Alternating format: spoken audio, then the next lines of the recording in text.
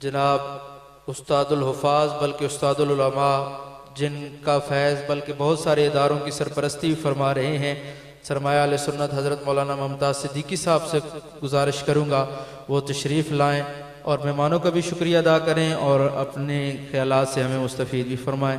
حضرت مولانا ممتاز صدیقی صاحب۔ نحمدہ و نصلی علی رسول الکریم۔ عزیز وقار سامعین گرامی، پروگرام عصر تک ہی ہوتا ہے، بس کچھ آپ لیٹ آئے، کچھ حضرت میرے خیال لیٹ ہیں۔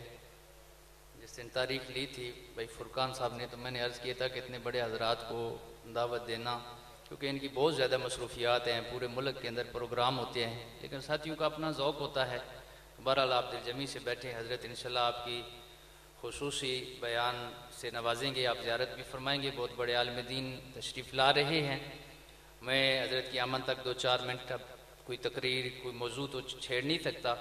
ہمارے بزرگ اکابرین علماء دیوبند بلکہ دارالعلوم دیوبند کے بانی حضرت مولانا قاسم نانوتوی رحمۃ اللہ علیہ فرماتے ہیں، سب سے پہلے مشیت کے انوار سے نقش روئے محمد بنایا گیا، مانگ کر اس نقش سے تابانیاں بزم کونو جہاں کو سجایا گیا۔ اس کی تشریح، اس کی تفصیل برادر عزیز بھائی ذیشان وزیر صاحب نے آپ کے سامنے بہت تفصیل کے ساتھ بیان کیا، آپ معزوز ہوئے ہیں، اللہ قبول فرمائے۔ میرے بھائیوں، ہمارے پیارے نبی صلی اللہ علیہ وسلم کا آنا، اماں آمنہ فرماتی ہیں جس وقت میرا لال میری گود میں آیا، دنیا میں آئے، اس وقت ساری دنیا منور ہو گئی۔ مکہ میں دیکھ کر کے ملک شام کے محلات نظر آنے لگے، اور حضور علیہ السلام کی وہ ذات ہے، جیسے حضرت مفتی صاحب اظہر محمود صاحب فرما رہے تھے کہ حضرت کو اللہ نے ایسا بنایا کہ آپ جیسا کسی کو نہیں بنایا، اور آپ کی شان اور مقام کہ آپ کو اونٹ بھی پہچانتے ہیں، جانور بھی پہچانتے ہیں۔ حضور فرماتے ہیں جس گلی سے میں گزرتا ہوں پتھر بھی مجھے سلام کہتے ہیں۔ پتھروں نے پہچان لیا، درختوں نے پہچان لیا، اونٹوں نے پہچان لیا، حیوانوں نے پہچان لیا، پرندوں نے پہچان لیا، ہر کسی نے پہچان لیا۔ اگر میں نے اور آپ نے نہ پہچان کی تو ہم سے بڑا کوئی بد نصیب کوئی نہیں ہوگا۔ حضور علیہ السلام تشریف لائے اس حالات کو بدلنے کے لیے۔ آپ کی ساری زندگی ایک ایک لمحہ آپ کا امت کے لیے تھا۔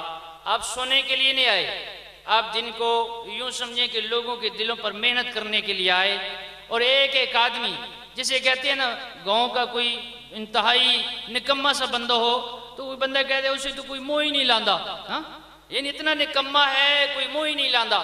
تو ایسے لوگوں کے پاس بھی دونوں جہانوں کے سردار چل کے گئے اور اللہ سے اس کے لیے بھی رو کے مانگا کہ اس کی زندگی بدل جائے۔ میرے اور آپ کے نبی لوگوں کو دین سمجھانے کے لیے آئے، اللہ سے جوڑنے کے لیے آئے، راتوں کو روتے تھے میرے لیے، آپ کے لیے، قیامت تک آنے والے انسانوں کے لیے۔ میرے بھائیوں، میرے اور آپ کے نبی کی ایک فکر تھی، وہ فکر کیا تھی؟ ایک ایک امتی جہنم سے بچ کے جنت میں جانے والا بن جائے۔ تعلیم دی، اور وہ فکر کہاں سے؟ حضور کی فکر سیدنا ابوبکر صدیق سے لے کر سارے صحابہ سے چلتی ہوئی ہے، اکابرین علماء دیوبند نے لی، اور میں 2-4 ہی مثالیں دے سکوں گا۔ یہ دیکھیں حاجی عبدالوہاب صاحب، ان کی ایک فکر تھی۔ اخبار والا کہتا ہے کہ 12 لاکھ کا جنازہ تھا، اور ایک اخبار والا کہتا ہے کہ 4 لاکھ تو جنازے میں پہنچ نہیں سکے، لاہور میں پھنسے رہے ہیں۔ وہ کون سی محبت تھی؟ وہ فکر تھی، وہ غم تھا، وہ درد تھا، اللہ کی قسم۔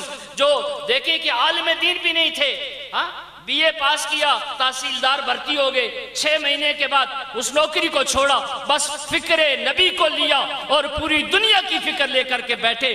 دن کے لوگوں کے دروازے پہ دستک کی، راتوں کو اللہ سے رو رو کر کے مانگا۔ اللہ نے نتیجہ کیا دیا؟ اللہ نے نتیجہ کیا دیا؟ مکے میں جو لوگ جاتے ہیں، حضرت مکی صاحب کا بیان میں سن رہا تھا، وہ ویڈیو میں بیان فرما رہے تھے کہ مجھے بہت بڑے کسی ذمہ دار ساتھی نے بتلایا ہے کہ حاجی صاحب کے جانے کے بعد ان کی قبر سے خوشبو اتنی نکلی ہے اور ساتھی مجبور ہو کے اس کے گرد باڑ لگا دیا ہے تاکہ لوگ تو مٹی لینے لگے تھے۔ یہ کون سی وہ چیز تھی؟ وہ یہ دین کی فکر تھی۔ یہی فکر حضرت توسوی نے لی، یہی فکر حضرت قاضی صاحب نے لی، اور یہی فکر میرے استاد حضرت حیدری شہید نے لی، اور ہر بندے کے پاس جا کر کے اس کو سوئے ہوئے کو جگایا، اسے صحیح عقیدہ بتایا، چاہے حالات جیسے بھی رہے لیکن انہیں اپنی زندگی کا حق ادا کر دیا۔ یہ کانفرنس تاریخ خدام اہل سنت والجماعت کے زیر اہتمام ہمارے قائد محترم حضرت قاضی ظہور حسین اظہر صاحب کی زیر سرپرستی میں ہے۔ ربیع الاول کے ایک دن کا مجھے یاد ہے کہ اتوار والے دن 7 کانفرنسیں تھیں، تو اس طرح ہر جگہ نہیں جا سکتے۔ دعا فرمائے ہمارے بزرگوں کی اللہ زندگی صحت میں برکتیں عطا فرمائے۔ اس گاؤں میں میرے شاگرد شہزادے حافظ فرقان صاحب، حافظ طیب نواز صاحب سبب بنے اس کانفرنس کا بھی، آپ جانتے ہیں کئی کانفرنسیں ہو چکی ہے، اللہ ان کی زندگیوں میں برکتیں عطا فرمائے۔ ان کے بھائی، ان کے والدینوں کا سایہ، آپ لوگوں کی آمد، میں دل کے تھا گہرائیوں سے دعا گو بھی ہوں، شکریہ بھی ادا کرتا ہوں کہ یہ ایک ایسا سلسلہ ہے کہ اس سے لوگوں کو فائدہ ہوتا ہے۔ اب دیکھیں 2-4 باتیں، دیکھیں کہ یہ کانفرنس کا مقصد یہ ہوتا ہے، بزرگ فرماتے ہیں اگلے دن حضرت موسوی صاحب تشریف لائے، پوری تقریر کا خلاصہ یہ تھا، ویسے تو 1 گھنٹہ تقریر تھی، وہ فرماتے ہیں کہ ہر بندہ چاہتا ہے میرا رب مجھ سے راضی ہو جائے، نماز، روزہ، حج، زکوٰۃ، قربانی، تبلیغ، جہاد، محبت رسول، نعت خوانی، مسجد بنائی، مدرسہ بنایا، دین پڑھا، دین پڑھایا، تقریر کی، لیکن 4 چیزیں جس کے اندر نہیں ہوگی اس کی عبادت اللہ قبول نہیں کریں گے۔ توجہ ہے، یہ بچے بھی یاد کر لیں، اسکول والے بچے بڑے جلدی سبق یاد کر لیتے ہیں، آپ کو بھی کچھ فائدہ ہو۔ پہلے نمبر پر عقیدہ درست ہونا چاہیے، عقیدہ درست ہونا چاہیے، دوسرے نمبر پر عمل پورا ہونا چاہیے، اور تیسرے نمبر پر جو عمل کریں سنت رسول کے مطابق ہونا چاہیے، اور چوتھا نمبر یہ ہے کہ جو عمل کریں رضا میرے رب کی ہونی چاہیے۔ اللہ کی رضا کے لیے کیا، اللہ کی قسم مٹی سونا بن جائے گی، اگر سونے جیسا عمل ہوا، اگر دکھلاوا ہوا تو اس کا عمل ضائع ہو جائے گا، ثواب نہیں ملے گا۔ 4 چیزیں، عقیدہ درست ہو، عمل پورا ہو، عمل سنت کے مطابق ہو، اور نیت صحیح ہو۔ یہ کانفرنسوں کا مقصد ہوتا ہے کہ اس سے ہمیں یہ فائدہ ہو، دینی مسائل پتہ چلے، دینی باتوں کا علم ہو، اس کا مقصد یہ ہوتا ہے۔ تھوڑے قریب ہو جائے سارے حضرات تشریف لا چکے، سارے حضرات بھائی دیکھیں اتنے پتہ نہیں کتنی مصروفیات، صبح سے نکلے ہیں، سارا دن کتنے پروگراموں میں حضرت کی، میں عدم موجودگی میں کہہ رہا تھا کہ اتنی مصروفیت، اور آپ لوگ تو بڑے خوش نصیب ہیں، اتنے بڑے بزرگ آپ کی بستی میں، آپ اپنی جگہ کو چھوڑ کے آگے نہیں بیٹھیں گے تو پھر زیادتی ہوگی۔ سارے حضرات آ جائیے آگے قریب سے بیٹھیں۔ آخری بات عرض کرتا ہوں، ایک آدمی حضور کی خدمت میں عرض کرتا ہے، یا رسول اللہ کچھ عمل بتلا دیجئے تاکہ جنت میں جانے کے لیے آسان رستہ بھی ہو، اللہ بھی خوش ہو، اللہ کے حبیب بھی خوش ہو۔ تو آپ صلی اللہ علیہ وسلم نے فرمایا کہ پھر مؤذن بن جا۔ توجہ بھائی، مؤذن بن جا۔ کہتے ہیں یا رسول اللہ اگر یہ عمل نہ کر سکوں تو پھر؟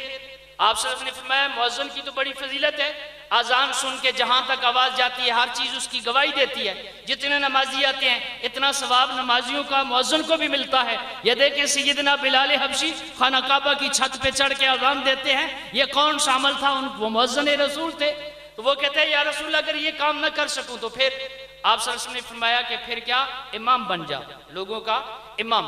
یہ امام، اس پر وقت ہوتا میں بات کو کرتا کہ یہ بہت بڑا اعزاز ہے اللہ کے سامنے، جب ہماری نماز پیش ہوتی ہے تو ہمارا نمائندہ ہوتا ہے، ضامن ہوتا ہے امام۔ تو وہ کہتے ہیں یا رسول اللہ اگر میں امام بھی نہ پڑھ سکوں تو پھر؟ آپ صلی اللہ علیہ وسلم نے فرمایا پھر صف اول کا نمازی بن جا، اللہ تجھے سے راضی ہو جائے گی۔ آج ہمارے ہم جمعہ ہوتا ہے نا یا اجتماع، پیچھے چھپتے ہیں پیچھے، جبکہ صف اول کی نماز اللہ کو پسند ہے، تکبیر اولیٰ کی نماز اللہ کو پسند ہے۔ تو کتنی چیزیں دی؟ 3 چیزیں، مؤذن بن جا اور امام بن جا، صف اول کا نمازی بن جا۔ اللہ کی قسم اٹھا کے کہتا ہوں کہ جو ایک مؤذن کی فضیلت اور اللہ کے ہاں مقام ہے وہ کسی وقت کے حکمران بلکہ پوری دنیا کے بادشاہ کو بھی وہ نہیں ہے۔ یہ اتنا بڑا اعزاز ہے، لیکن ہم سمجھے تو صحیح۔ اللہ مجھے آپ کو عمل کی توفیق عطا فرمائے۔ حضرت کی موجودگی میں اتنی بات کروں گا، ہماری جماعت کا خلاصہ جو ہمارے قاری صاحب محنت فرما کے گئے ہیں اور آپ بھی فرما رہے ہیں، ہماری جماعت کیا ہے؟ اگلے دن بھی حضرت مفتی صاحب فرما رہے تھے کہ سارے نبیوں کے جو صحابہ تھے، ہر نبی کو ساتھی ملے نا، ساتھی ملے، یار ملے، شاگرد ملے، مرید بنے، مقتدی بنے۔ ہاں، کسی بھی نبی کے صحابہ سے دنیا میں بشارت نہیں ملی کہ اللہ ان سے راضی ہو گیا ہو، لیکن واحد آمنہ کے لال حضور ہے جن کے صحابہ کو دنیا میں اللہ نے بشارت دے دی ہے کہ یہ مجھ سے راضی، میں ان سے راضی ہو چکا۔ اور وہ کیا تھی؟ وہ ادائے مصطفیٰ تھی، وہ سنت مصطفیٰ تھی۔ اسی موضوع پر انشاءاللہ خطاب فرمائیں گے۔ تقریباً وفاق المدارس ایک مدرسوں کا بورڈ ہے، بہت بڑا حضرت ہی، اس کی تعداد بھی آپ کو بتائیں گے کتنے مدرسے رجسٹرڈ ہے، اور ہمارے صوبائی ذمہ دار وفاق المدارس کے۔ میں آپ لوگوں کا بھی شکریہ ادا کرتا ہوں کہ حضرت نے اپنی گونا گو مصروفیات اور کس طرح یہاں پہنچے ہیں، اللہ تعالیٰ جزائے خیر عطا فرمائے۔ جتنے ساتھیوں نے تعاون کیا ہے اللہ سب کو جزا عطا فرمائے۔ یہ ایک بینر لگا ہے، اگلی کانفرنس میں بہت سارے بینر ہونے چاہیے، لگائیں گے جی؟ میں سوچ رہا ہوں 6-7 تو ایصال ثواب ہے، جن کے نام ہے اللہ ان کی بخشش فرما دے۔ اور جتنے نیچے طالب دعا لکھے ہوئے ہیں، یہ 1000 کا بنا ہوگا، تو اس لیے 1000 کا سب بنائیں، یہ صدقہ جاریہ ہوتا ہے۔ بہترین دعائیں لکھی ہوں، یہاں سجی ہو کہ یہ کانفرنس ہو رہی ہے، اللہ عمل کی توفیق۔